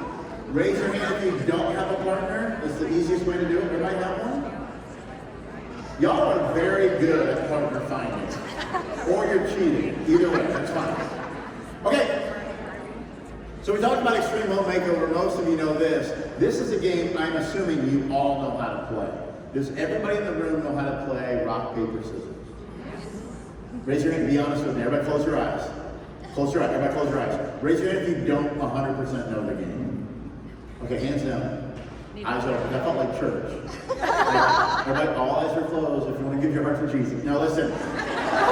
So a few hands went up, so I'm just going to review it real quick, okay? Now the first thing that matters is the rhythm, okay? We're going to go rock, paper, scissors, shoot. So it's like 1, 2, 3, 4. So it's on 4 that you can do a rock, paper, or scissors. Okay, you pick one of those 3. Rock, break, scissors, that makes sense. Scissors, cut paper, that makes sense. And paper covers rock. That one's stupid. So it's still a rock, but just go with it, okay? If you don't understand what I'm saying right now, just do rock the whole time. Okay? Just rock, paper, scissors, shoot. Just leave it like that, okay? But you're gonna 1, 2, 3, and then shoot, okay? Now here's the way the game works. You have your first round opponent as your partner. I'm gonna say go. When you go, you're going to play. It's just best of 1. I know purists are like, it should be best of 3. We don't have time, okay? You're just playing best of 1. If you win, raise your hand, look for somebody else with their hand up. That's your next opponent. If you lose, you automatically become the biggest fan of the person who just beat you. Okay, yes. The one that goes, oh no, I'm not cheering for that jerk. No, you cheer for them. Now listen, if I win, I go up against somebody else, I have somebody cheering for me, they have somebody cheering for them. That person wins. Me and my team now start cheering for them. So by the end of this game, we're gonna have the final two people, and whoever wins, we all cheer. Now, salespeople, you don't get a second to mourn your loss. There's a lot of people do this. Yeah! There's that first second is you figuring out who actually won. The second second is you being sad that you lost. And the third second is you cheering. Rock, paper, scissors, shoot. You get the first second to figure out who won. And if you're the observer, point to who won. Help them out. And we all immediately start cheering for that person. Okay, so before we play, do you know your partner's name? Turn and say your partner's name just so we know who they are. Cool? If you tie in this round or any subsequent round, if you tie, reset and go as fast as possible because everybody else is building up their fan sections quickly. Okay? Ready? Begin.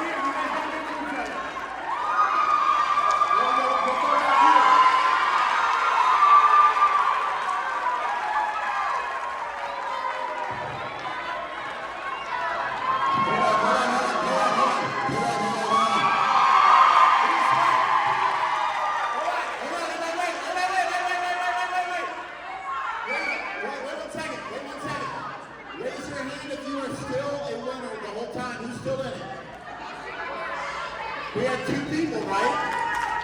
So, hold on. Can we turn this up, baby? So give me the name. What's your name? Rachel. Give it up for Rachel. And who's our other winner? Who's the other one? Gina. So get Rachel and Gina together. This is the final round. Here we go.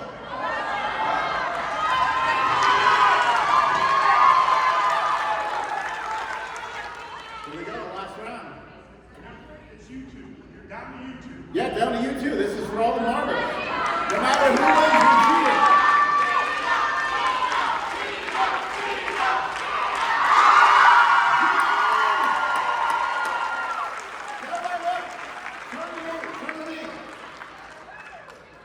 you cheer. This is how sales are supposed to work.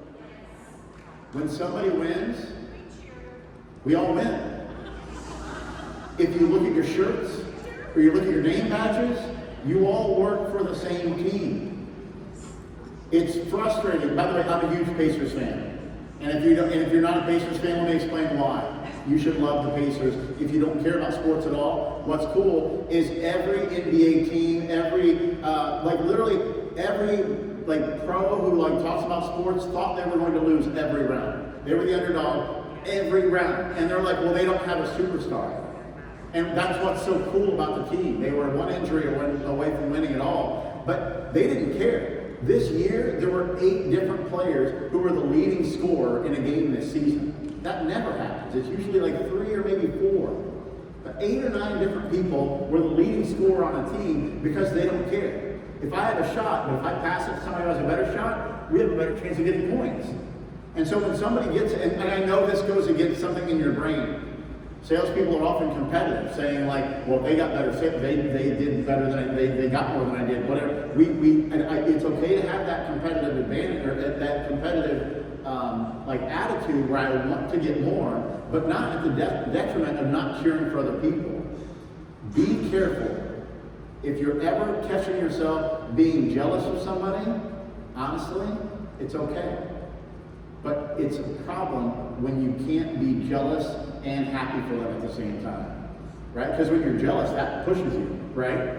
But when you're jealous and it just turns into like anger, that's when you're no good to anybody. You sell better when you're happy anyway. So I encourage you, when you go back to work, check in with other people, celebrate each other, be each other's biggest fan every day. Thank you very much. Head back to your seats. Okay. How was lunch? Good? I mean, you can't go wrong with the taco bar and nacho bar. It's always good. Okay.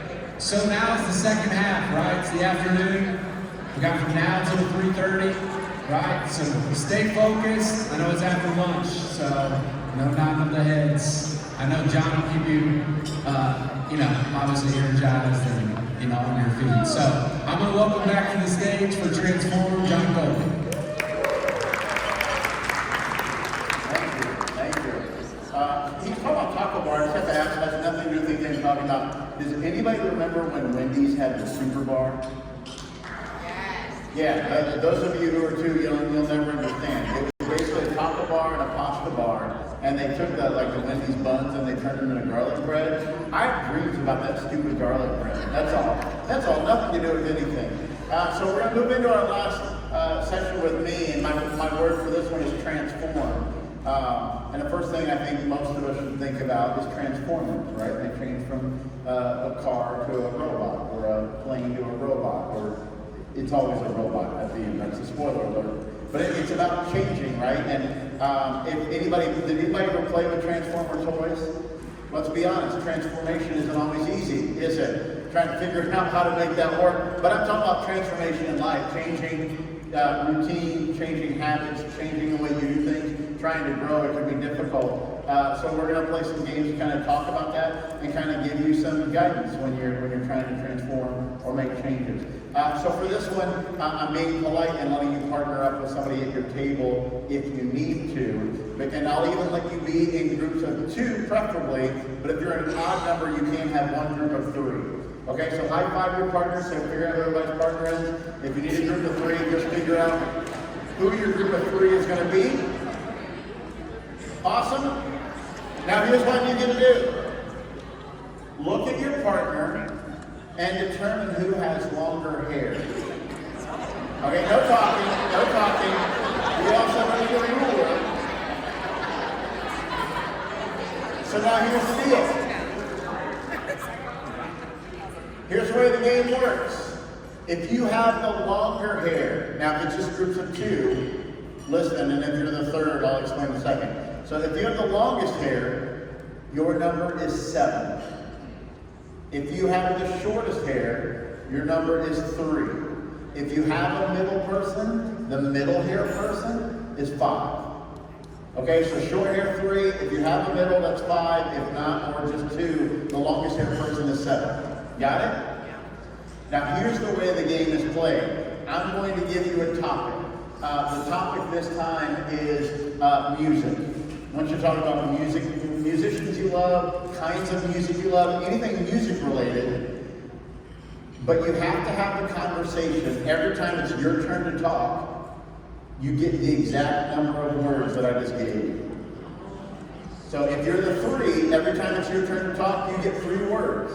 And it's your partner's turn, and they get 7 words. If you have a middle person, it'll go, we'll let the 7 go first. It'll go 7-3, 7-3, or 7-5-3, 7-5-3, in that order. So you're kind of having that conversation about music. Now listen, I'm not saying you get up to that many words.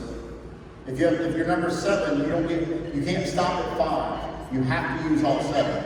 So I could say, I like boys to men. They're good. That's a contraction, so that counts, right? They're good. I got 7. And you're like, oh, that's cool. And that's 3, and that's back to 7, okay? So try and figure out how to conversation about music using exactly those number of words. And if you get stuck, you don't get to go on. If you only have 3, like, I went to, oh wait, that's it. That's all I get, right? Now the other person has to use 7 before you can finish where you went to.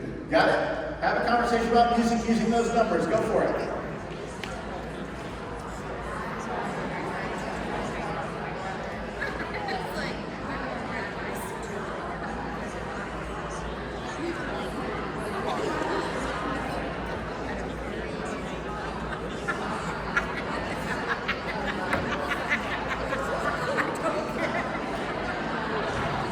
Yeah, you're allowed to use your fingers. You're allowed to use your fingers.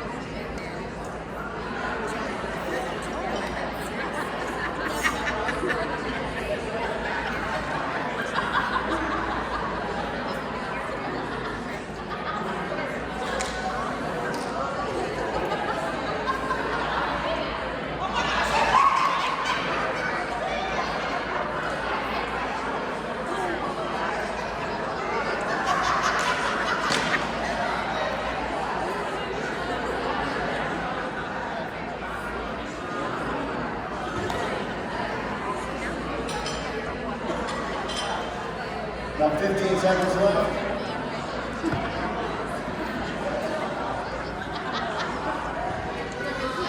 And 5, 4, 3, 2, 1. That's time. Give your partner a high five. Well done. Nicely done.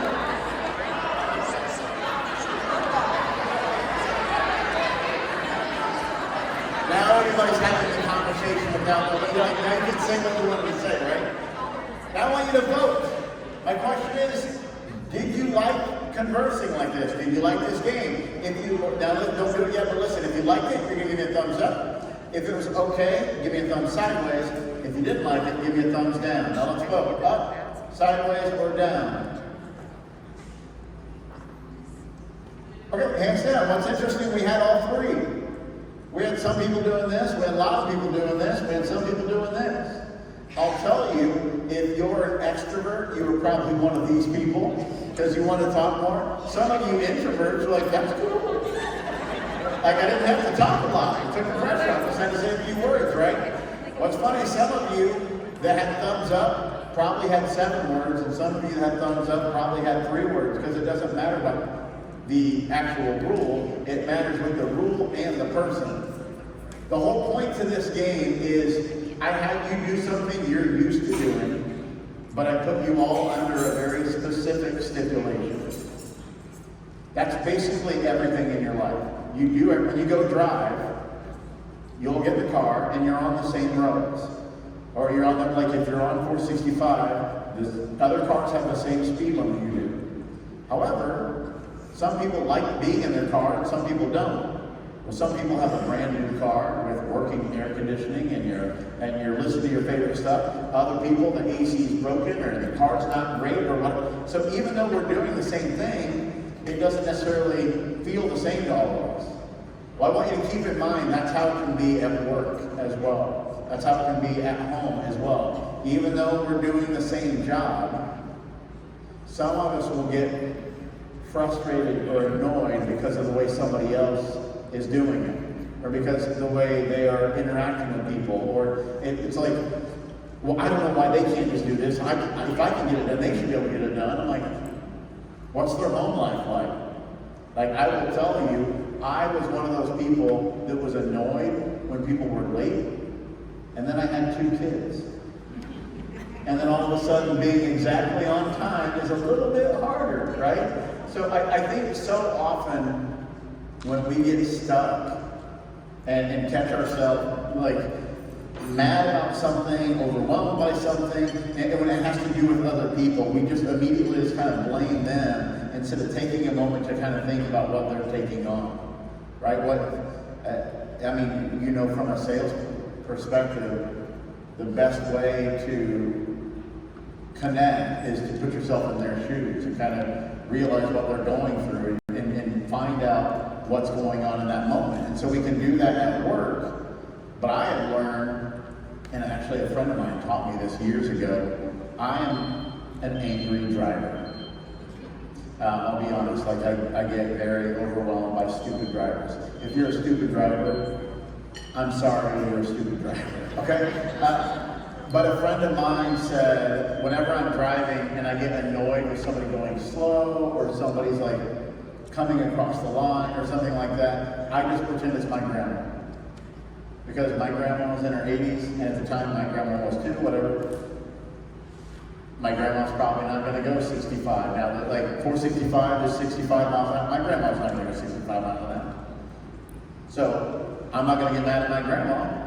So if we take a moment to kind of put ourselves into that situation, it can kind of help. Now, another thing about this game, did any of you sevens realize you had more power in the game and that you could use that power to help your partner? Did any of you a seven ever start asking your partner questions? Yeah, I see a few head nods. It's hard. Those of you that are 3 words, it sucks, doesn't it? For a lot of you, like you can't say anything. Like you only get a few words. So I actually play this game on stage. Again, you've seen this on Whose Line Is It Anyway, or I've played this game in a lot of different theaters around the country. So one time we were playing this game, and the host was a friend of mine. He's like, all right, it was me and a woman, and he goes, all right, pick a number between 1 and 10. And for the woman, they're like, the number was 1. And they don't know what this is for yet, but her number was 1. And they're like, all right, pick a number for him between 1 and 20. And he looked at me and smiled, and my number was 17. So we played this, I got 17 words for every 1 word she said.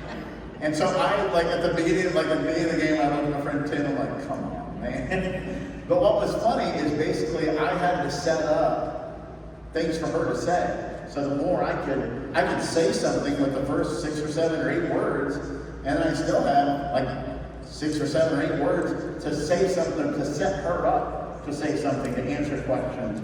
And it became the game of how much can I get her to participate with just 1 word. And so the more you realize that your power or position can often be an opportunity to assist others, the easier it becomes. So just kind of be aware of, and we don't have time, unfortunately, to kind of reflect on it, but kind of think about in what areas of your life does your power, your position, your experience, your opinions, how can you use those to help other people that aren't in those same positions? Cool. Let's play another game. This game gets real weird. First thing I need you all to do, I want you to think of an item that you could buy at Super Target. And I call it a Super Target because it's also a grocery store. Time out. Is anybody from Fishers? Is anybody around Fishers or anything like that? Has anybody been to the Kroger at 16th and Allisonville? They sell clothes there. It's a very weird Kroger. I was there earlier this week. They have like a clothing section. That's not important right now, John. Get back on task, okay? So I need you all pick something that you can buy at a Super Target or at a Super Kroger, okay? Think of an item. Once you have your item, give me a thumbs up. One thing you can buy. Cool, anything at all? Awesome, thumbs down. Now, put that to the side, completely unrelated, because you're not gonna use these two things together. I want you to think about something that gets on your nerves. And it cannot be work related. But what's something that just annoys you? Let me give you an example. Bad drivers is one for me. Oh, another one right now is everybody just walks in the door and throws everything right inside the front door. Like shoes and bags and crap from school and my wife's work bag, everything just right there. That drives me nuts. And people that don't use headphones when they're watching videos in public places and it's super loud. See, I can give you a million of them, but think of your thing. What's that one pet peeve that annoys you? Give me a thumbs up when you have yours. What's a problem that you're currently dealing with? Something that bugs you? Awesome. Give me a thumbs up when you have yours, and we'll make sure kind of everybody has a thumbs up. Awesome. Okay, so here we go.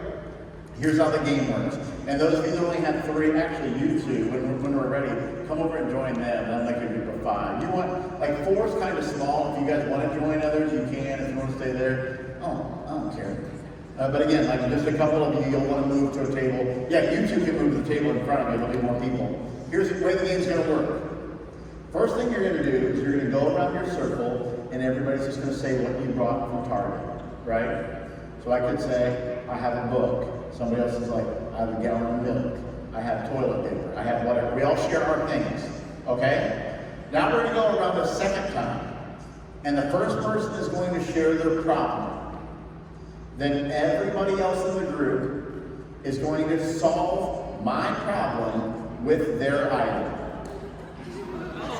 Yeah, now you're piecing together. Now you don't have to solve your own problem, but your item will eventually solve every problem at your table other than your own, right? So I share mine, everybody solves it, then we go to the next person, and then everybody solves that. Now let me give an example. I had a woman call me over one time, she's like, I don't get this. And I'm like, okay, what's going on? I'm like, what's your item? She goes, I got a book. I'm like, okay, so what's the first problem? She goes, she got a new dog, it's like a puppy, and it just barks all night and is keeping everybody awake. And right now, some of you are thinking violence. Right? And here's the deal, you're allowed to use violence one time, okay? You can solve one problem at your table with violence, but that's just too easy, okay? So I said, here's what I would do. I would teach the dog to read. Because you know how some of you, like when you're tired, like you can't sleep at night, you read for a little bit, then you get tired, and then you go to sleep. You just teach the dog to read. And the lady goes, well, that's not, oh, okay, now I can, like, it clicked. She's like, well, that's not realistic. I didn't say they have to be realistic. You just have to find any way you can to solve each problem at your table with your item. So we'll all solve that first problem. Now we go to the next problem. Somebody shares theirs. We go around, somebody's like, I need help. You're allowed to help each other. It's like, who wants to be a millionaire? This is the phone a friend, right? Where you're allowed to ask somebody else at your table, help me out. But don't be a cop-out and have somebody help you every time. Get as creative as need be. If somebody shares an idea, you can say or, and you can give each other more ideas. The whole idea is to show how your items can solve every problem. Got it? So review, the first time you go around, everybody shares your item, and then you go person by person, and we've solved each person's problem with all the items. Go for it. Yeah, right here. Let's get all straight. We're joining the quiet.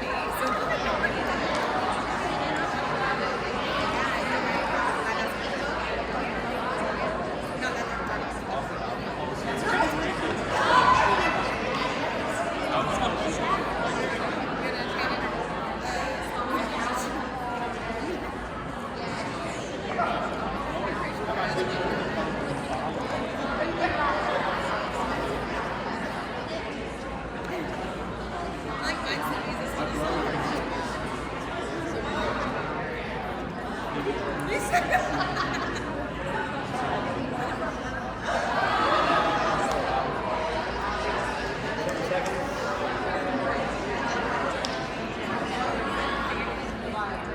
5, 4, 3, 2, 1.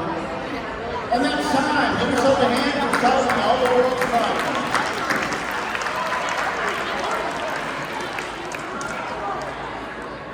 First of all, raise your hand if you chose violence at least once. I'm proud of you. Sometimes you just need to get that off your chest, right? Get that out of your system. Now let me explain what the point of this game is. Well, let me ask before I do that, raise your hand if anybody actually gave a solution that would really work. That's great. That's awesome. Yeah, I love that some of you are even going, yeah, that would work. That's my favorite. When you like to talk to each other and go, yeah, we can make that work. Now, I don't care if you didn't have any realistic solutions. The point of this game isn't to find realistic solutions. The point when you're looking at transformation is to start looking for a path forward.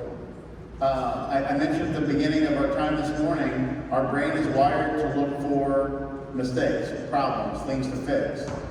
What it also looks for just naturally is barriers. So I talked this morning about being a yes-and person. Somebody brings an idea, let's have the conversation. Yes, I'm a yes-and person. Right? We talk about it in this nice, comfortable room. You're all like, oh, I can do that. Yeah, I can be comfortable. And then you go home and your spouse is like, hey, why don't we do that? And your brain goes, we don't have money for that. And your kid's like, hey, why don't we do that? Like, no, that's weird. Like immediately your brain goes back to that, we don't have the time for that. We don't have the money for that. Like, we're short-staffed right now. We can't do that. Like, everybody's already spread too thin. Like, we immediately start talking about the obstacle. We start talking about the problem. What this game teaches your brain to do is don't worry about reality yet. Just look for solutions. And you start wiring your brain to find solutions. And even though they're ridiculous, your brain starts thinking more positively, there are options out there. Now what's cool is I've watched people use realistic or ridiculous ideas at first to find realistic problems by the end of the conversation. So what we could do with this game in a longer, when I do a workshop all just about creativity, and in that we play this game, then you take the exact same solutions and going, okay, how can you make that work without the violence? Or how can you make that work in a realistic world? Or under our budget, or in the amount of time we have? Or how can we find those solutions, really, or combine things, or use other things? Okay, none of the items that we have, like a book or some wine, or some kind of thing, all the things I heard people talking about, those things wouldn't work, but what other realistic things could we do to solve the problem? Like, let's be honest, if you're a parent, a lot of you have learned that a cupcake can solve a lot of problems. Right? If you have kids, it's like, hey, if you can be quiet for the next 10 minutes, you get a cupcake on the way home. My daughters will do anything for sweets. It's an issue. I recognize it, but so do I, right? There are solutions out there to the problems that you are currently holding on to. I'm saying that again. There are solutions out there to the problems you currently have. And you might not see them. That might mean you need to talk to other people about it. Brainstorming with people in these groups, again, it feels silly, but just chatting and laughing and seeing positive ideas or potential solutions gets your brain focused more on those solutions. Awesome? Cool, so now I need to hire you.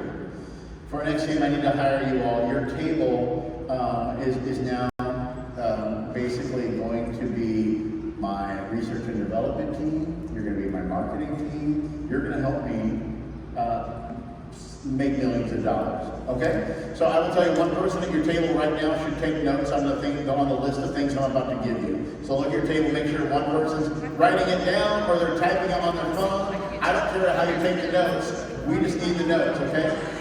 So here's what's going to happen. In a moment, don't write this down, I'll tell you what to write down. In a moment, I'm going to tell you about a problem that I have. Your team is going to do the following things. Number one, write down the things I say when I say a number. Number one, create a product. So I'm going to tell you my problem. You're going to create a brand new product that doesn't exist yet that solves my problem. Number two, name that product. If we want to sell it on the market, it needs to have a name, right? Number three, I'm giving you an unlimited budget. You need to find a spokesperson, a celebrity, basically, that we could hire to help sell this product. Number four, a slogan or jingle that we can use in all our ads. And then number five, a 30-second commercial. It's going to be on TV. It's going to be on the internet. It's going to be during the Super Bowl. I'm spending a lot of money on this. Okay? And that's it. So let me review very quickly. Before I tell you the problem, once I tell you the problem, you're number one going to create a product. Number two, name the product. Number three, celebrity spokesperson. Number four, slogan or jingle. And bonus points if it's a jingle because you have to sing it. And then number five, a 30-second commercial. You have 5 minutes to create all this. My request, yes and, no mistakes. Celebrate each other, cheer each other on. Got it?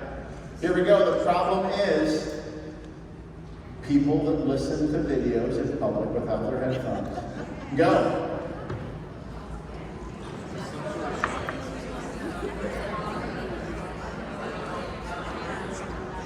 I'm coming over.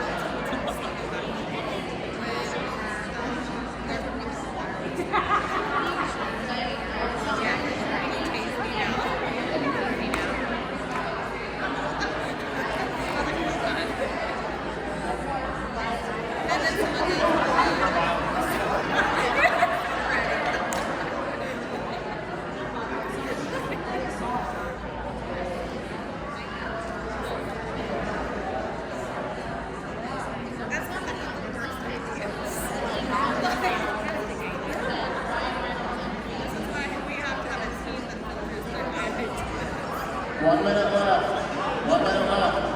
I don't even know what accountability that is. I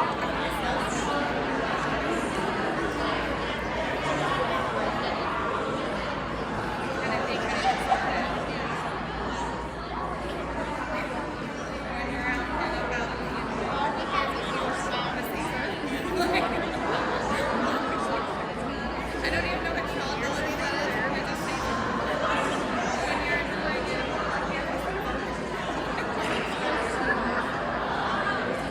Thirty seconds left.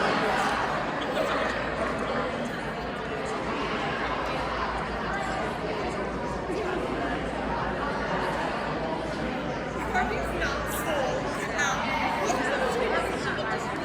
10 seconds left.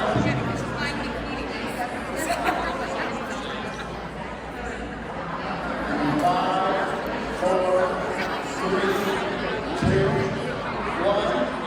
And give yourself a hand. That's time.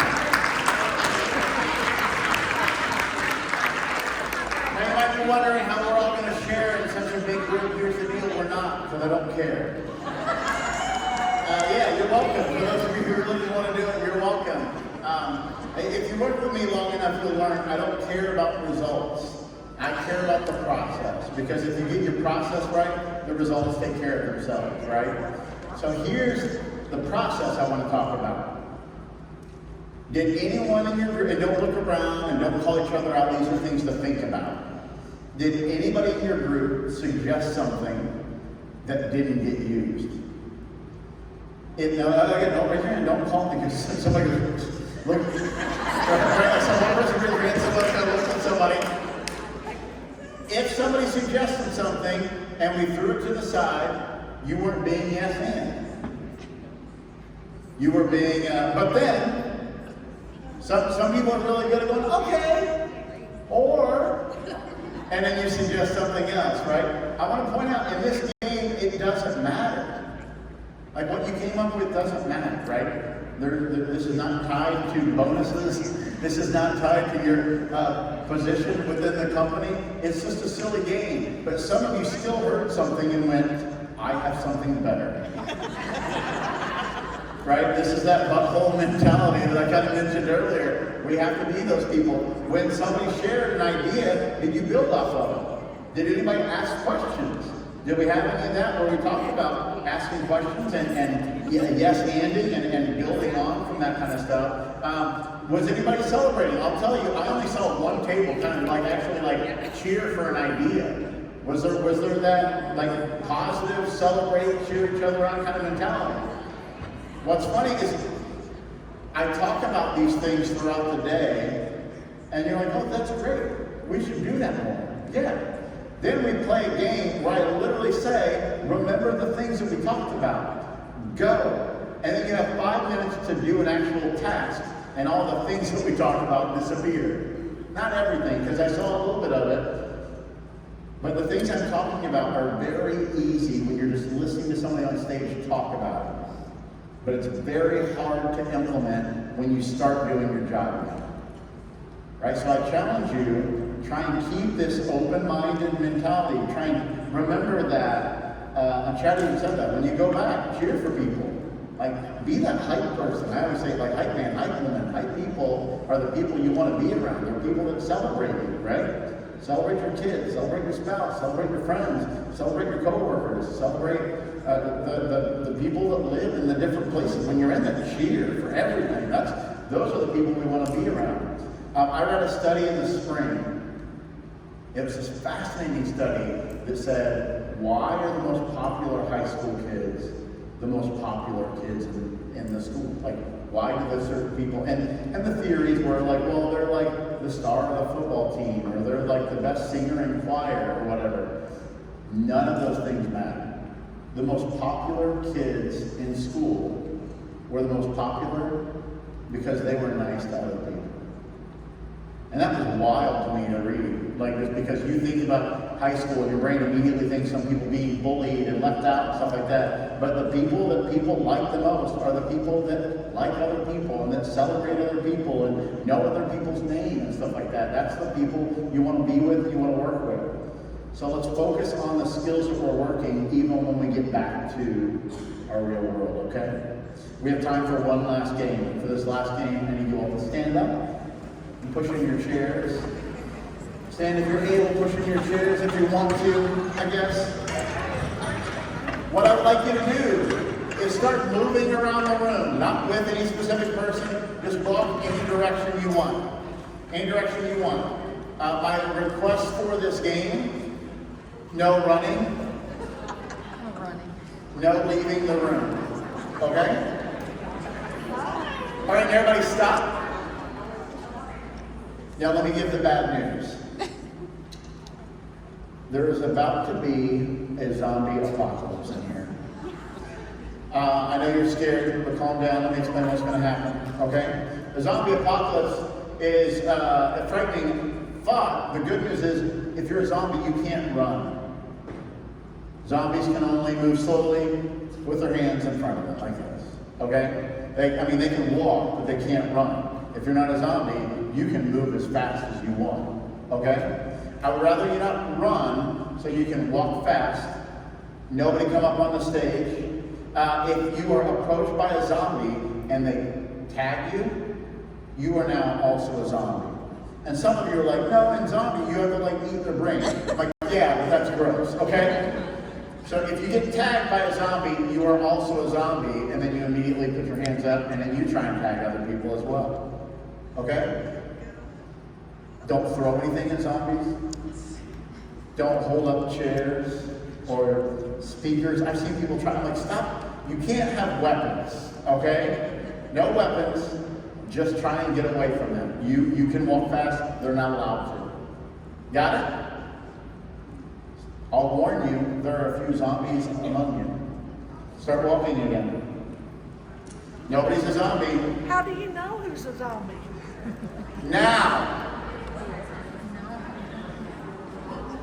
If you get tagged by one, you are one. Remember, if you're a zombie, put your hands up so we know you're a zombie. If you're a zombie, your hands have to be out like this, out in front of you. Out in front of you. Look around, there's a lot of zombies all of a sudden. Don't run, it's just walking. Remember, zombies cannot run. Zombies can't run. Zombies can't run fast. Zombies can't run, they can't run. Careful, careful.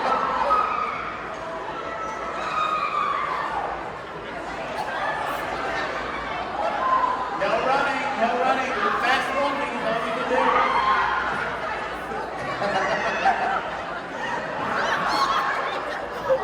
Hands out for your zombies so we know.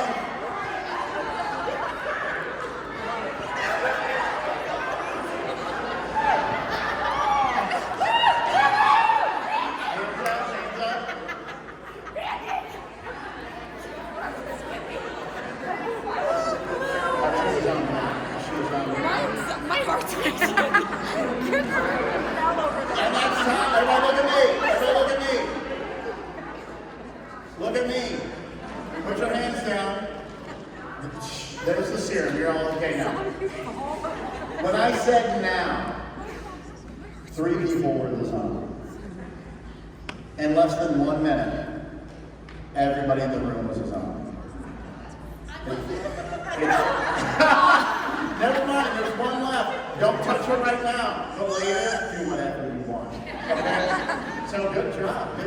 She's the one. You always wonder, if there's a zombie apocalypse, who do you want to be? There's your answer. What's your name? Stacy. She's the one who knows, okay?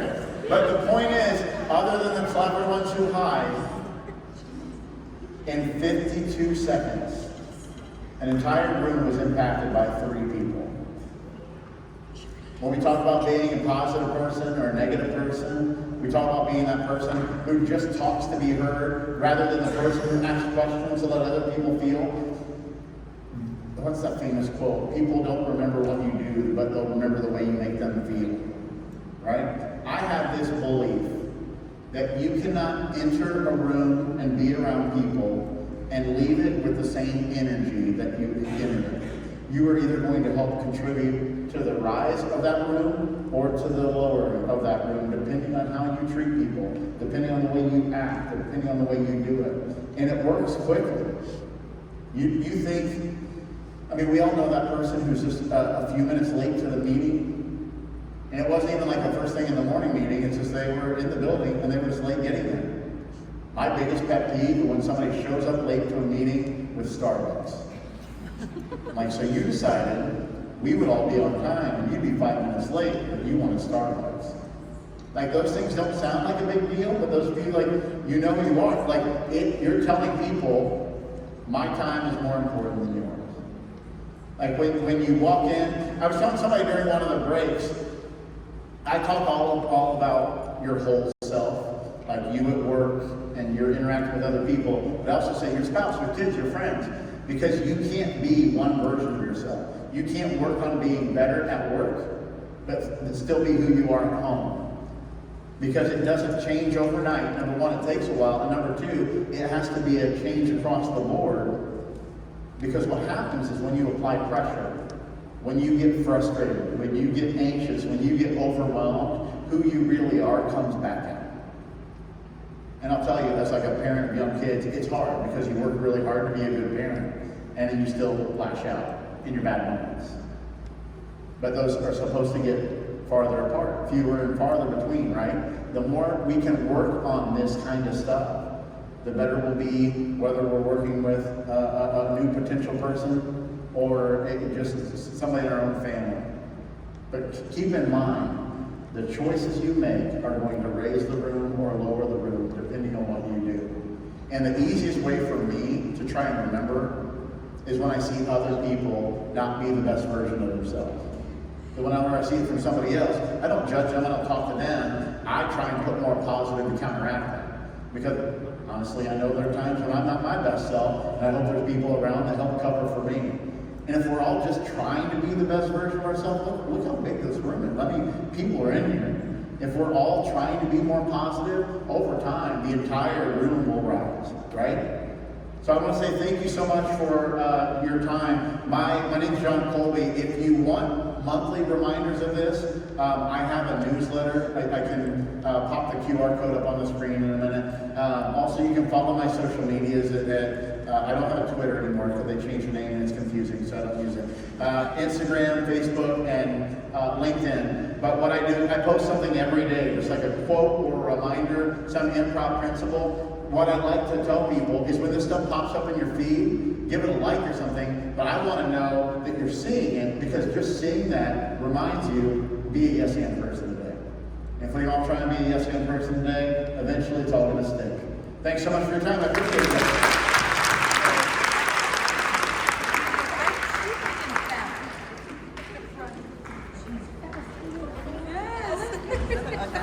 All right. Thank you, Jon. We appreciate you being here. You did an amazing job. And just like what he was talking about, right? We got to transform ourselves so we can transform others. So we have until 2:30. What is it right now? Like 2:20? 2:18. 2:18. Okay, we got until 2:30. Get back in here. We have a break until then, and then we have a panel of some of our hospital partners and home health partners that are coming to the stage. We'll see you at 2:30.